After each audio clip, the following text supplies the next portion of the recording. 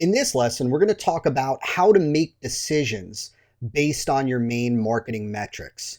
And we're going to discuss 6 simple common scenarios. The first scenario we're going to talk about is, what if your cost per sale equals your average front-end value? The second scenario is, what if my cost per click is higher than my earnings per click? The third scenario we're going to talk about is, what if I have a campaign with a really high cost per click? The next scenario is, what if I have 2 advertising campaigns and one has a higher cost per click? Should I cancel it? The next scenario is, what if my cost per sale is higher than my average front-end value? And the final scenario that we're going to go through is, what if my lifetime customer value is not increasing? So, what if my cost per sale equals my average front-end value?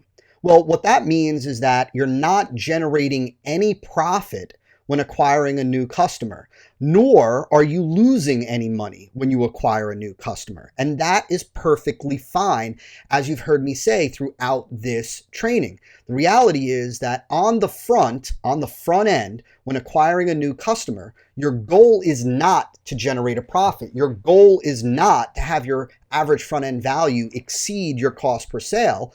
Your goal is to invest as much money as you possibly can into customer acquisition, so you acquire maximum new customers, and right now at break even, right?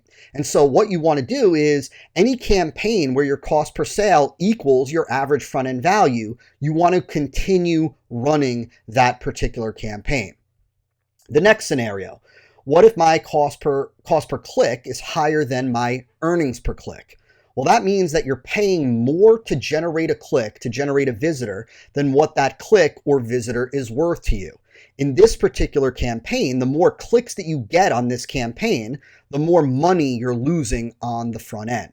And so what you need to do is, you need to either, 1, optimize the ad campaign that you're using to decrease your click costs.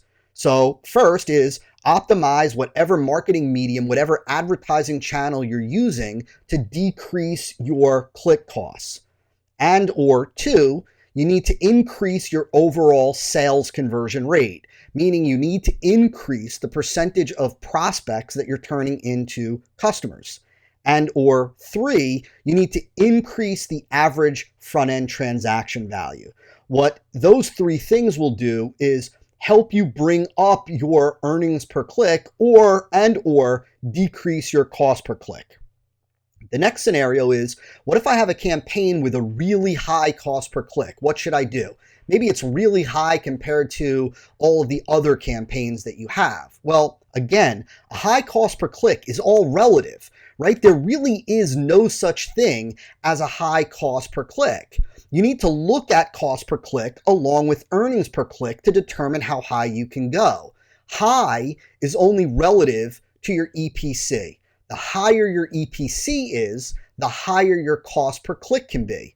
This is why, as a side note, that when you have an optimized funnel, like what you're learning with the 6-figure funnel formula, and you're able to have significantly higher earnings per click than your competitors, what that really means is that you can far outspend them.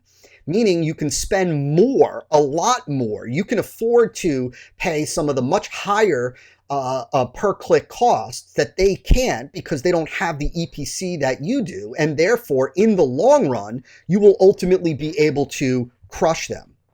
So, for example, you could have a cost per click, getting back to this scenario, you could have a cost per click of $15. But if your earnings per click are $15, then that's okay. You're at break even, and that's totally cool. Next scenario. What if I have 2 advertising campaigns and one has a higher CPC, a much higher CPC than the other one? Should you cancel it? Well, higher cost per click, again, is not necessarily a bad thing. If both of those campaigns are allowing you to break even, do not cancel either one. In other words, no matter how high one campaign is compared to another, if that campaign is still allowing you to acquire new customers at no cost to you, continue to run it.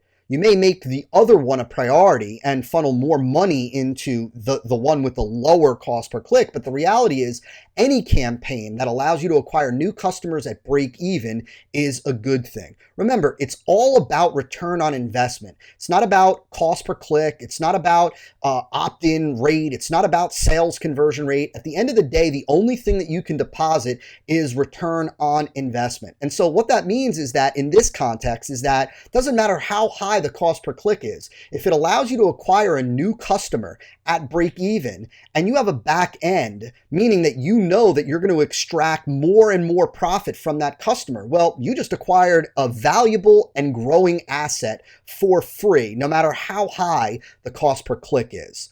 And so again, always keep your cost per click within the right context. It always needs to be viewed along with earnings per click to mean anything.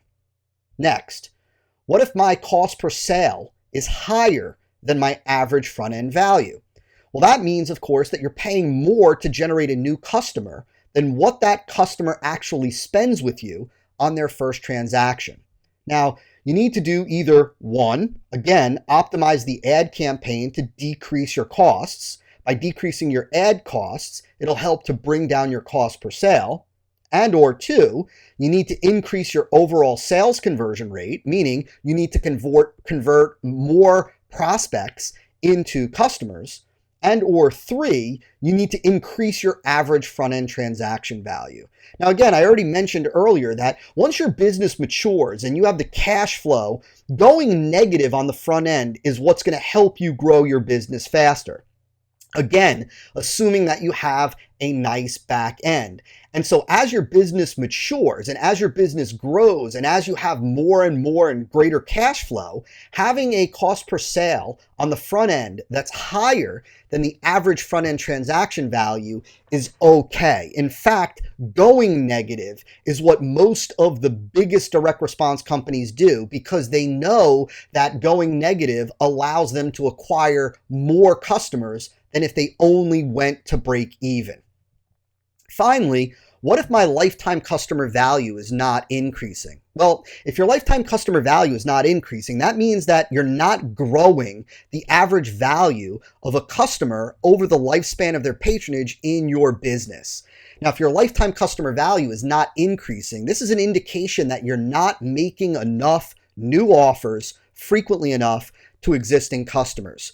You need to be and become more prolific in this case with your back-end product and offer creation. And we're going to be talking about this, the back end and being prolific and offer creation in module 12. But for now, what I want you to understand is that if the